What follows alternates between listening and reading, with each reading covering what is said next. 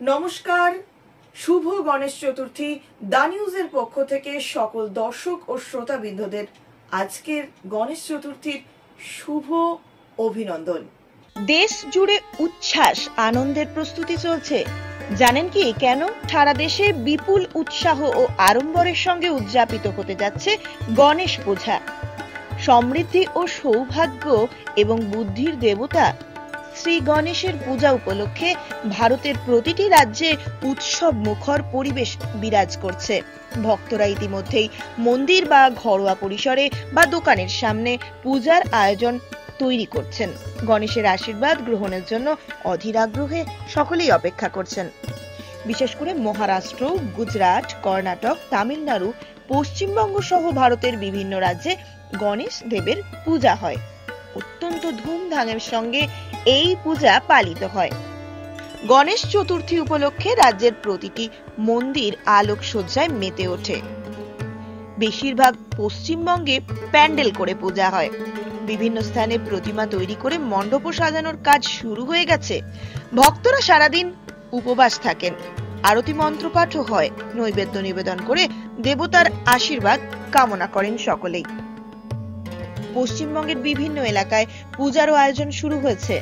কলকাতা, হাওড়া এই সমস্ত অঞ্চলে গণেশ পূজা বিশেষভাবে উদযাপিত হয়। প্রতিমা এবং গণেশের বিসর্জনের আগে ভক্তরা ধূপ ধুনো ফুল মিষ্টি দিয়ে নিবেদনও করবেন। এই উৎসবকে কেন্দ্র করে প্রশাসন যথেষ্ট সতর্ক রয়েছেন। দেশের বিভিন্ন স্থানে নিরাপত্তা ব্যবস্থার জোরদার করা হয়েছে। পূজার সময় যাতে কোনো রকম বিশৃঙ্খলা না ঘটে সেদিকে নজর রাখা হয়। পুলিশ এবং স্বেচ্ছাসেবকরা মণ্ডপের খেয়াল রাখেন। ঢোকা ও বিসর্জনের সময় সহযোগিতা করেন অনেকেই।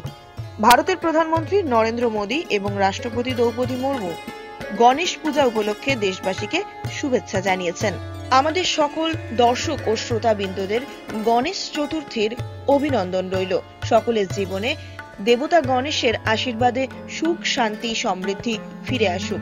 এই পূজা আমাদের জাতীয় ঐক্য ও ভ্রাতৃত্ববোধ এবং সাম্প্রদায়িক সম্প্রীতির একটি উজ্জ্বল দৃষ্টান্ত হয়ে উঠুক। গণেশ পূজার এই বিশেষ দিন উপলক্ষে দেশের বিভিন্ন সংবাদ মাধ্যমেও উৎসবের কভারেজ করা হবে। নিশ্চয়ই লক্ষ লক্ষ ভক্ত টেলিভিশন এবং অনলাইনের মাধ্যমে পূজার আনন্দ উপভোগ করতে পারবেন। যে কোনো খবরের জন্য যোগাযোগ করুন 7099017330 এবং 7099017110 নম্বরে।